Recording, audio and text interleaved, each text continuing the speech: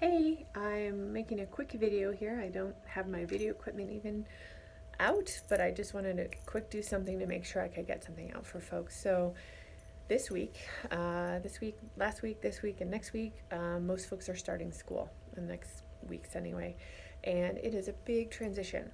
So what I want to do is give a couple minutes here just to help parents and kids and teens figure out how to do getting back to school a little more smoothly and make it less painful. I mean, it's kind of painful to be stressed. So, first, we want to acknowledge this is a transition. Things are changing. For many of us, how our day goes, how it's sequenced, what we do every day, who we talk to, how we spend our time, it's going to change significantly.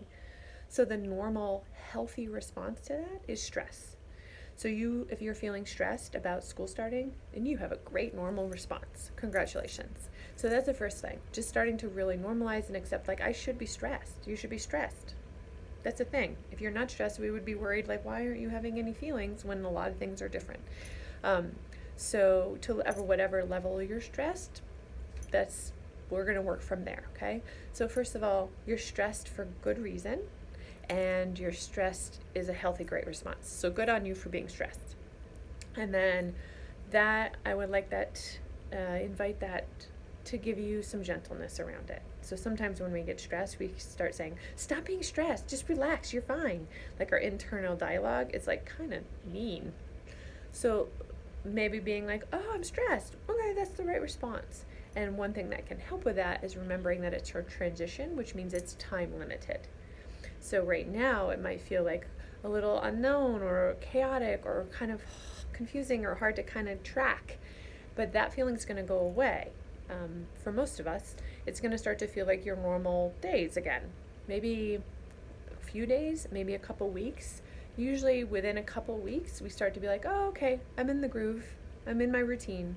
I got it. You still maybe have some stress, but the transition stress is much better. So think about this. This is only going to be a couple weeks at most. So you can do that. And you're having a healthy response. So that's helpful. Great. Healthy, time limited. And then the last thing I'll leave you with is breathing. Deep breathing, really deep inhales and really deep exhales. We know from brain imaging and some other kind of studies that it can reduce our stress and it can reduce our anxiety, and it feels so good. A lot of times we avoid it, one, because maybe it seems too simple, and two, when we're anxious, we get kind of stuck. So if you can, it will certainly make you feel better.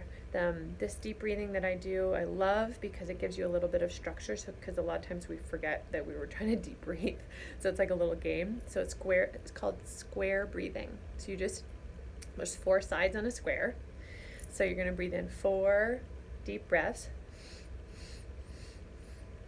Pause, out, out, out, out. In, out, out, out,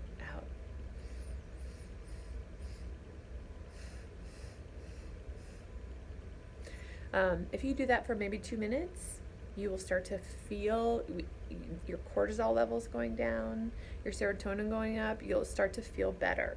It may not solve all your problems, but you will feel some ease and you'll feel less distress. That's great. That's yummy. You just breathe. You have that with you everywhere you go.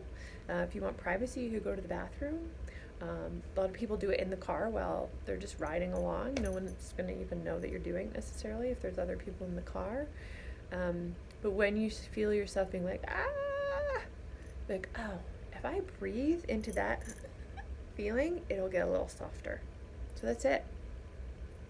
Good luck. And you're doing great. Just keep going.